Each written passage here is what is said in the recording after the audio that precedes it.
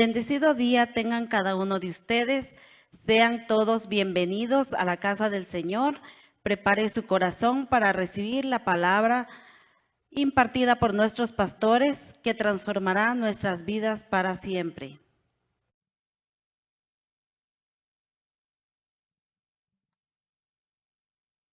Muy buen día tenga cada uno de ustedes. Bienvenidos a Iglesia Remanente de Quetzaltenango. A los que están presentes en casa, qué bueno tenerles hoy en esta mañana. Y a aquellos que nos puedan estar viendo a través de las redes, sean bienvenidos también. Los motivamos a que puedan venir aquí a la iglesia y que puedan estar presencialmente para adorar a Dios. Hoy vamos a continuar con la segunda parte del tema, ¿en qué?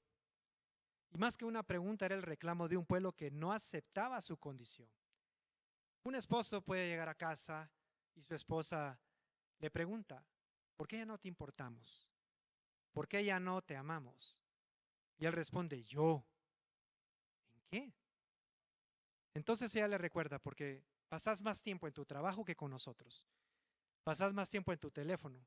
Siempre venís tarde. No hablas, no compartís tiempo con tus hijos. Y ahora que está el mundial, te pasas más tiempo viendo los partidos de fútbol que estando con nosotros. Ya no nos amás.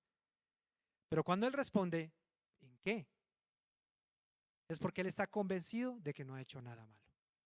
Y esa era la actitud que tenía el pueblo de Dios en ese tiempo de Malaquías. En la primera parte de esta enseñanza vimos que esta pregunta aparece una y otra vez en todo el libro. Pero descubrimos algo importante. No era una pregunta sincera, no era una pregunta honesta. No era la pregunta de un corazón humilde que deseaba aprender o que deseaba cambiar. Era la respuesta de un pueblo que había desarrollado una actitud muy, pero muy peligrosa, el cinismo espiritual. Así es que mucho cuidado con el cinismo espiritual.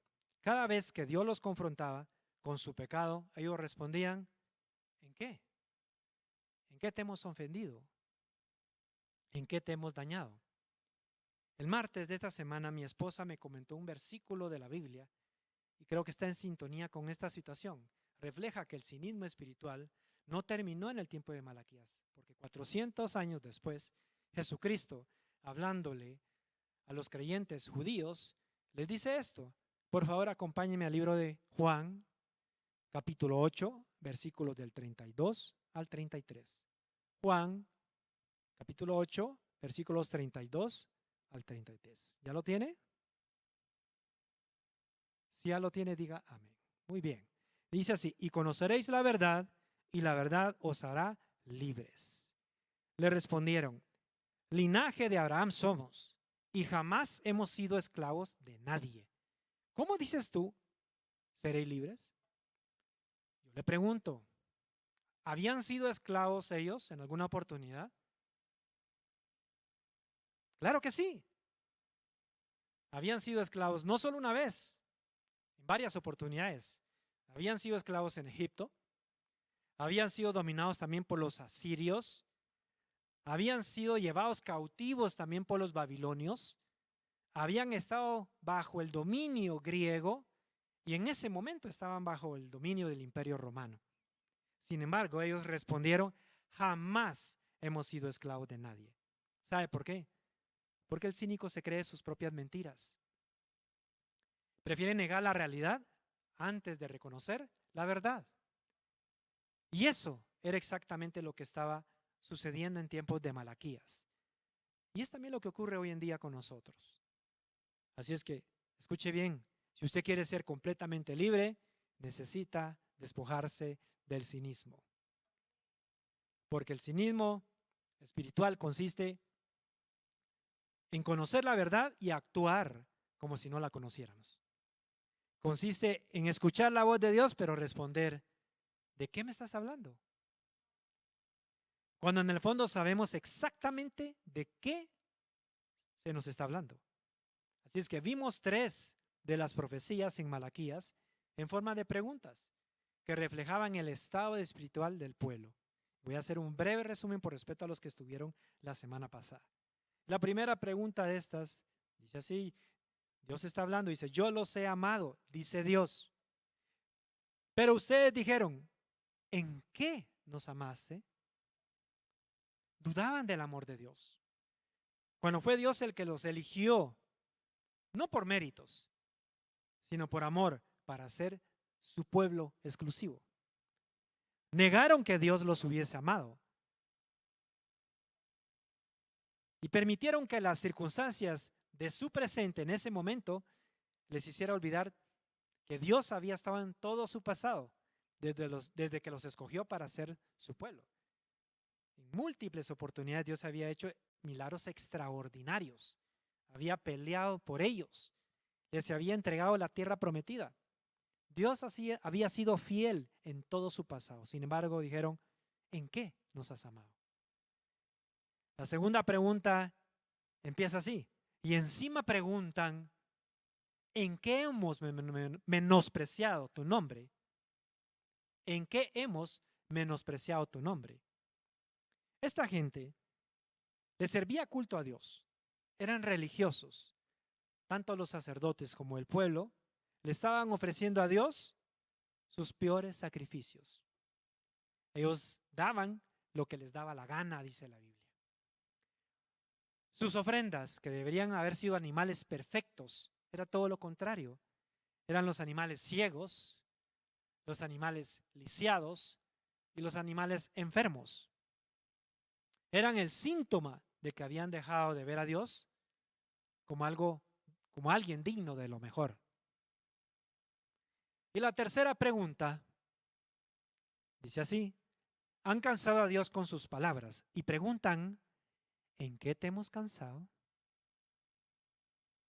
Habían cansado a Dios porque habían negado el carácter bueno y justo del Padre. Justificaron la maldad y cuestionaron la justicia de Dios.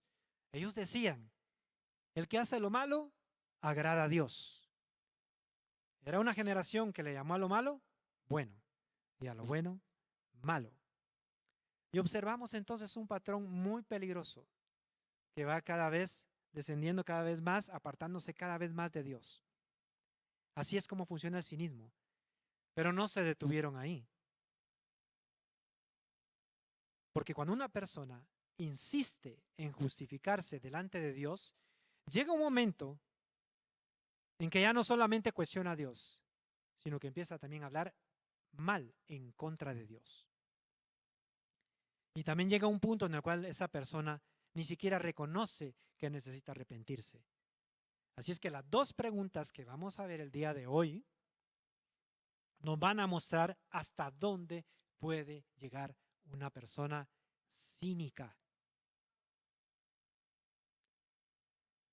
Pero también nos van a mostrar algo maravilloso,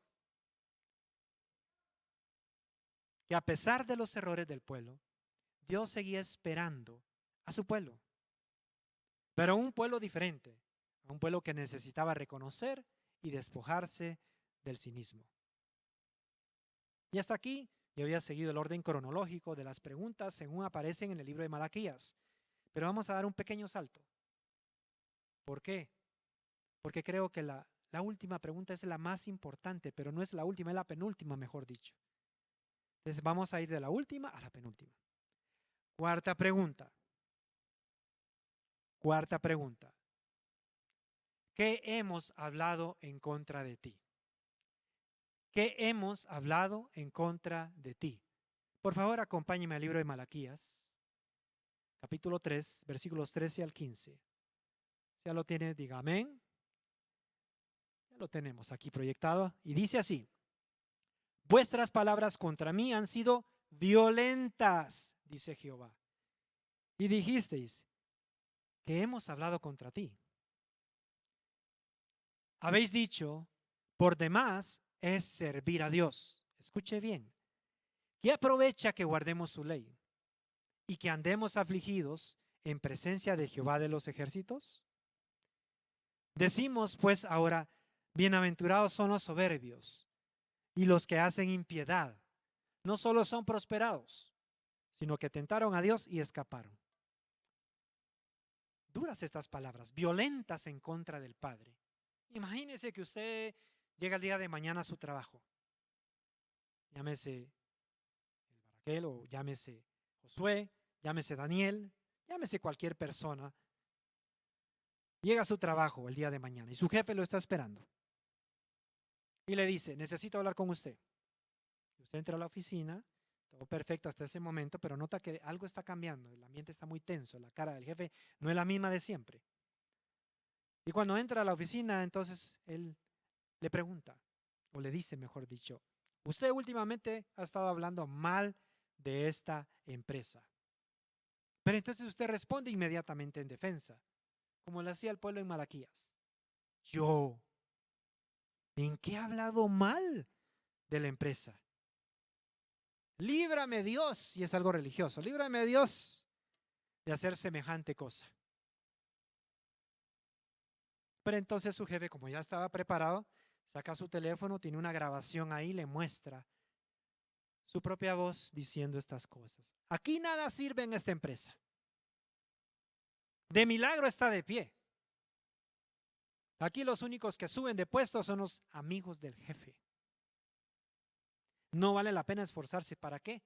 Solo para que él se llene los bolsillos de dinero y el dueño de la empresa.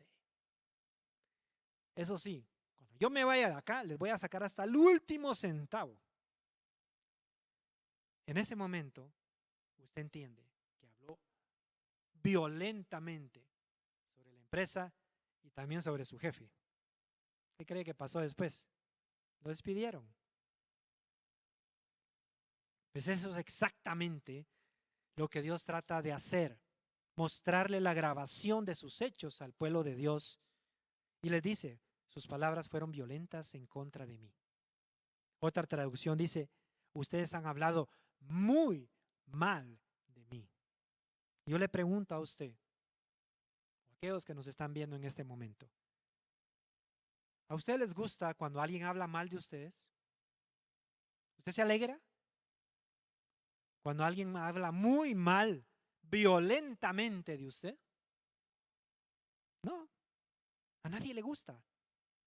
Pues tampoco a papá, tampoco a Dios le agrada cuando hablan mal de él. Dios entonces confronta a su pueblo y ellos responden que hemos hablado contra ti. Y una vez más aparece el mismo patrón en todo el libro de Malaquías. Dios confronta al pueblo con su pecado. El pueblo se justifica con esa pregunta, ¿en qué hemos hablado mal? ¿En qué? Y luego Dios presenta la evidencia. Ahora lea conmigo el siguiente versículo, versículo 14. Malaquías 3:14. Y dice así. Malaquías 3:14. Habéis dicho, por demás es servir a Dios. ¿En qué aprovecha guardar tu ley? Dice algunas versiones. Otras dice, ¿en qué aprovecha guardar tu palabra? En otras palabras, mi hermano, lo que ellos estaban diciendo es, no vale la pena vivir para Dios. No vale la pena serle fiel.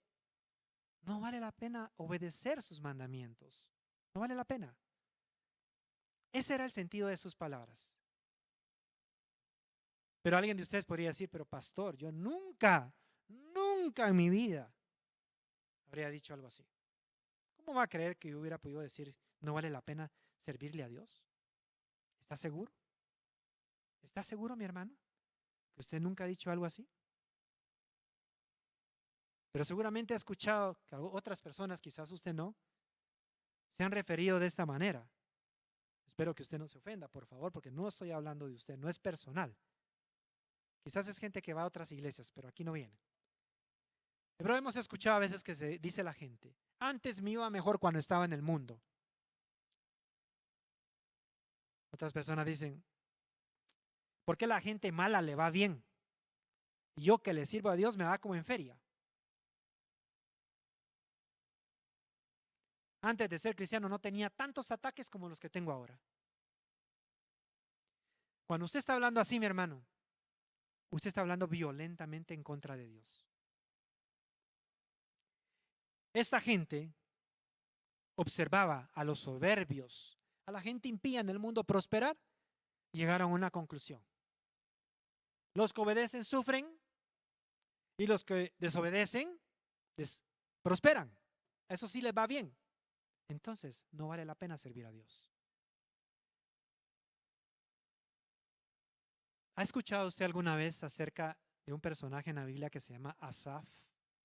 ¿Alguien sabe sobre Asaf? De seguro el pastor Rollis de Alabanza. A saber quién es. Asaf. Él fue uno de los músicos principales. Mejor dicho, yo creo que era algo así como un director musical elegido por el rey David específicamente. El director musical de la alabanza. Este hombre era un adorador profético, pero también era humano, como usted y como yo. Y él de manera honesta, no cínica, honesta, muestra que tenía una lucha de fe en su corazón, porque había puesto sus ojos en el mundo. Escuche bien este salmo, por favor, se explica por sí solo. Más que un canto, es una oración personal que él tenía con Dios en ese momento. Salmo 73, del 2 al 5. Salmo 73, del 2 al 5. Dice así: pero en cuanto a mí, casi perdí el equilibrio. Mis pies resbalaron y estuve a punto de caer, porque envidiaba a los orgullosos cuando los veía prosperar a pesar de su maldad. Pareciera que viven sin problemas. Tienen el cuerpo tan fuerte y sano. No tienen dificultades como otras personas. No están llenos de problemas como los demás. Y Asaf también se hacía preguntas. Escuche bien. Pasemos hasta el versículo 13 y 14. Siempre Salmo 73, 13, 14. Dice así: ¿conservé puro mi corazón en vano? ¿Me mantuve en inocencia sin ninguna razón? En todo el día no consigo más que problemas. Cada mañana me trae dolor. Asaf y el pueblo de Dios en Malaquías observaron exactamente lo mismo. El malvado prospera, al justo le va mal. Pero lo bueno es que su oración no termina en una queja. No termina cínicamente, sino que termina en adoración al Padre. Lea conmigo el versículo 17 y vea el cambio que hay. Versículo 17. Salmo 73, 17. Dice así: entonces entré en tu santuario, oh Dios, y por fin entendí el destino de los perversos.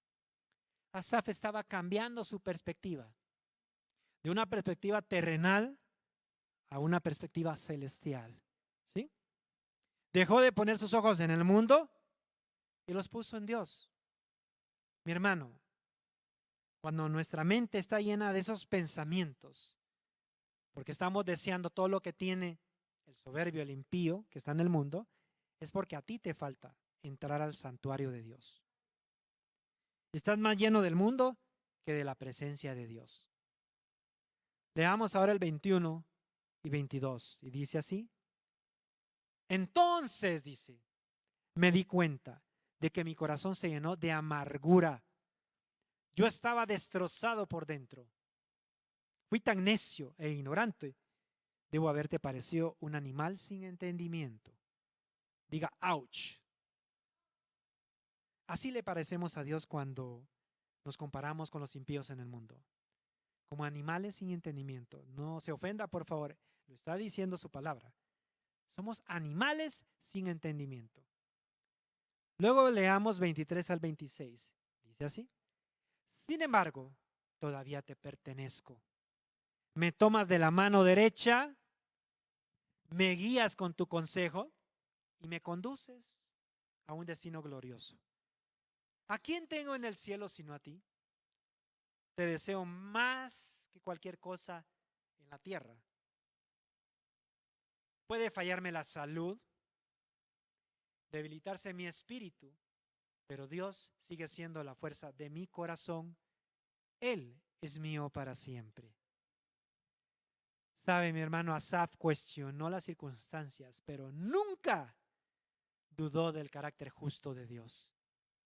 Asaf estuvo cerquísima de hablar mal en contra de Dios, pero rectifica, porque él dice, entonces me di cuenta que mi corazón se había llenado de amargura. Este varón reconoció y no se quedó en el error. Apartó su mirada del mundo y la puso en el destino glorioso que tenía en Dios. Tienes que apartar tu mirada del mundo, pero tienes que reconocer que estás mal, no ser cínico. Ponga su mirada en el destino glorioso que usted tiene en Jesucristo. Y aunque le falte la salud, aunque los problemas le golpeen fuertemente en la vida, aunque lo debiliten, su fortaleza, como dice Asaf acá en este salmo, está en Dios. Tu victoria está en Él. Asaf, mientras miraba, los impíos sacó conclusiones equivocadas. Pero cuando decidió cambiar su mirada hacia Dios, dijo, Dios es mío para siempre. Diga conmigo, mi hermano, esta es una muy buena confesión y esto tocó mi corazón. Diga conmigo, Dios es mío para siempre. Dios es mío para siempre. Porque Dios es tu mayor bien, tu mayor activo. Pero este pueblo sin entendimiento le agrega más chile al caldo. Así como la pastora Evelyn, que cualquier comida que le dan con chile le agrega más chile. Y dice, ¿de qué sirve guardar su ley?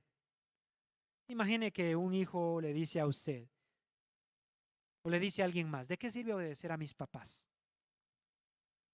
Él no solamente está atacando una norma en casa, sino que más importante es que está atacando la autoridad en su casa. Eso es exactamente lo que estaba pasando con este pueblo. Cuando ellos dijeron, ¿de qué aprovecha guardar su ley? No solo estaban cuestionando un mandamiento, estaban cuestionando la relación que tenían con Dios. Porque para el pueblo de Israel, la ley, más que un conjunto de reglas y de mandamientos, era el pacto que Dios había hecho con ellos y que le recordaba, yo soy su Dios y ustedes son mi pueblo. En otras palabras, es como que si hubiesen dicho, ¿qué ganamos con ser tu pueblo? Y eso es mucho más fuerte. Son palabras violentas que menosprecian la relación que Dios tanto valora y tanto protege. No hable mal de él. ¿Qué pensaría usted si su esposa un día le dijera, ¿qué gano con serte fiel? ¿Cuál sería el problema? ¿La infidelidad? Sí, pero no lo es todo. El problema es que la relación ya se dañó. Cuando Israel preguntó, ¿qué aprovecha guardar tu ley? El problema no era la ley. El problema estaba en su corazón. Un corazón que ya no amaba a Dios. Porque mi hermano, el amor nunca pregunta constantemente, ¿qué gano yo con esto? Cuando alguien ama, pregunta en todo caso, ¿cómo puedo agradar más a esta persona a la que amo? Quinta y última pregunta. ¿En qué hemos de volvernos? Acompáñeme ahora a Malaquías 3:6, por favor. ¿En qué hemos de volvernos? Malaquías 3:6 dice así, porque yo, Jehová, no cambio. Por esto, hijos de Jacob, no habéis sido consumidos. ¿Por qué no habían sido consumidos? ¿Porque eran santos? ¿Porque eran obedientes? Por supuesto que no. ¿Porque amaban a Dios? Tampoco. Ninguna de las anteriores. No habían sido consumidos simplemente porque Dios no cambia. Y como Él los había elegido para ser su pueblo, los amaba y su amor no cambia. Si Dios cambiara como nosotros cambiamos, Israel habría sido destruido muchísimo tiempo atrás. No estaríamos nosotros hoy quizás acá, hermano. Con mi esposa le decimos siempre a nuestros hijos, hagan cosas buenas o hagan cosas malas, siempre los vamos a amar. Y usted como papá, usted como mamá, sabe muy bien que el amor de un padre no deja de ser por sus hijos. Supera cualquier falla, cualquier error, cualquier defecto que ellos puedan tener. Los seguimos amando aunque hagan cosas malas. Pues el amor de nuestro Padre Celestial es aún mejor que el nuestro. Nunca va a cambiar. A pesar de lo malo que podamos hacer, permanece inalterable. Y durante todo el libro de Malaquías, Dios está corrigiendo a su pueblo. Los había confrontado, los había reprendido, les había mostrado su pecado y aún así no cambiaban. Miren, mi hermano, si dependieran de mí, le aseguro, o de mi esposa, ya los hubiera desarraigado yo, me hubiera escogido otro pueblo malagradecido. Este pueblo no merecen ser mi pueblo. Pero como no soy yo, esa es la buena noticia. Las palabras del Padre en este salmo caen como un ungüento, en este libro, perdón, de Malaquías, como un ungüento a nuestro corazón. Yo, Jehová, no cambio. Yo, Jehová, no cambio. Dios sigue siendo fiel a pesar de que usted no lo sea. Pero luego el Padre les hace una promesa hermosa. Escuche bien, Malaquías 3:7. Malaquías 3:7. Dice así: desde los días de vuestros padres os habéis apartado de mis leyes y no las guardasteis. Volveos a mí y yo me volveré a vosotros, ha dicho Jehová de los ejércitos. Volveos a mí y yo me volveré a vosotros. ¿Sabe qué está diciendo el Padre? Borrón y cuenta nueva. Empecemos de cero. No fue, ya no los quiero volver a ver, que se lo merecían. Ya no hay más oportunidades para ustedes. Ya es demasiado tarde. No. Volveos a mí y yo me volveré a vosotros. ¿Le parecen familiares estas palabras? ¿Las has escuchado antes en alguna prédica? Le voy a dar una pista. Un joven, volviendo en sí, dijo: me levantaré y volveré a la casa de mi padre. Y le diré: he pecado contra ti y contra el cielo. Papá no cambia. Los que cambiamos somos nosotros. Pero los que decidimos volver también somos nosotros, mi hermano. Cuando decidimos reconocer nuestra condición. Pero este pueblo no volvió en sí. Ellos contestaron: ¿en qué hemos de volvernos? Y usted puede contestar exactamente lo mismo. ¿En qué devolverme? Cínicamente. El arrepentimiento comienza, mi hermano, cuando dejamos de preguntar ¿en qué? Porque solo hasta entonces empezamos a decir: he pecado contra ti. El problema de este pueblo nunca fue la falta de amor de papá. Al contrario, fue por su amor que él buscaba hacerlos volver en sí. Pero el problema estaba en su corazón. Había cinismo espiritual en ellos.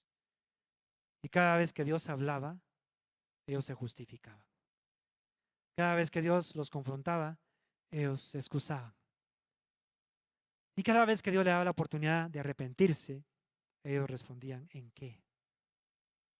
Pero el hijo pródigo hizo algo diferente. Él volvió en sí. Y te aconsejo que hagas lo mismo. Reconoce tu condición. Deja de justificarte. Y comienza a decir: he pecado contra ti. He pecado contra ti, papá, contra el cielo. El milagro no ocurrió con el hijo pródigo cuando regresó a casa. El milagro ocurrió cuando él volvió en sí. Vuelve en sí, mi hermano. De ti depende. Vuelve en sí. Que nadie regresa al Padre mientras siga convencido de que no ha hecho nada malo. Reconoce tu pecado y Dios se volverá a ti. Pero no todos en ese tiempo respondieron cínicamente. No todos endurecieron su corazón. Había un remanente. Personas que temían a Jehová y personas que siempre pensaban en su nombre, dice la Escritura en Malaquías. Personas que cuando Dios hablaba no preguntaban en qué.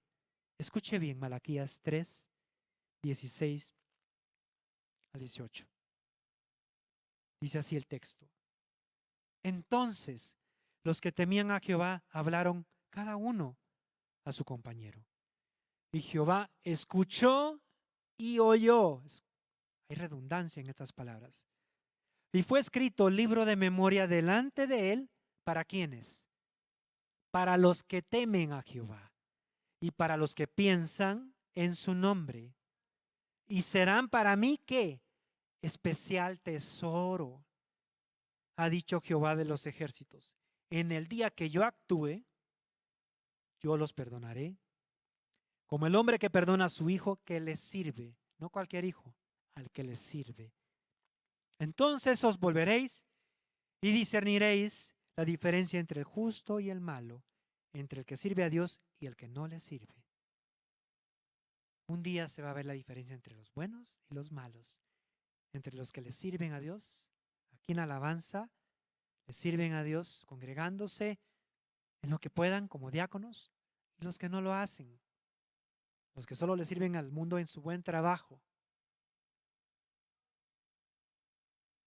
Hay dos clases de personas. El primer grupo piensa en las circunstancias y responden: ¿en qué nos amaste?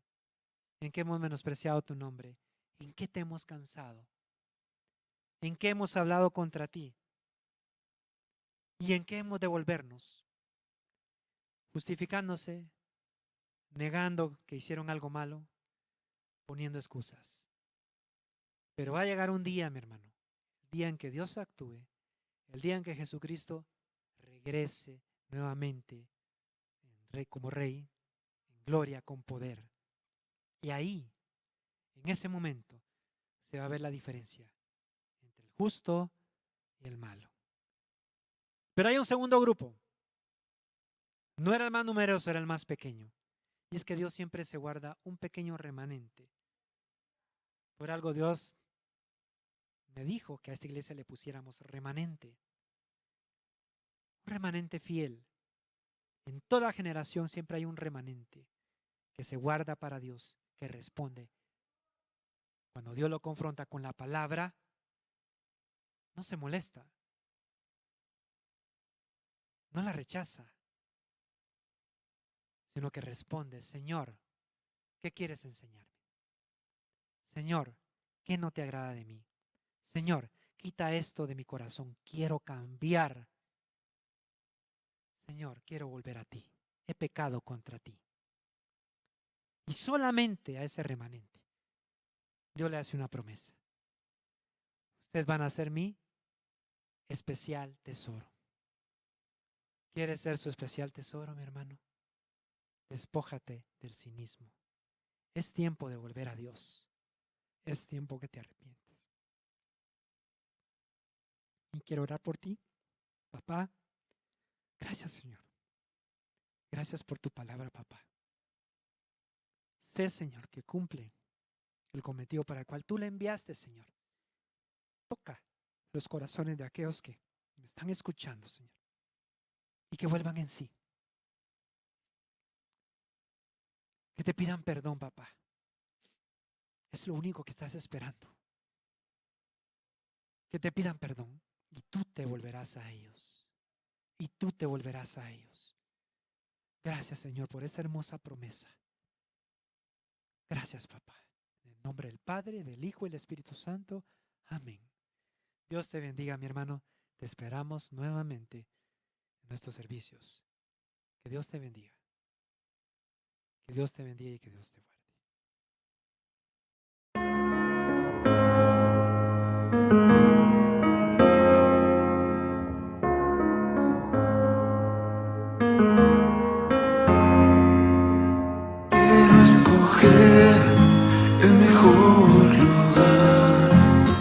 La mejor parte que me puedes dar es estar a tus pies y allí descansar.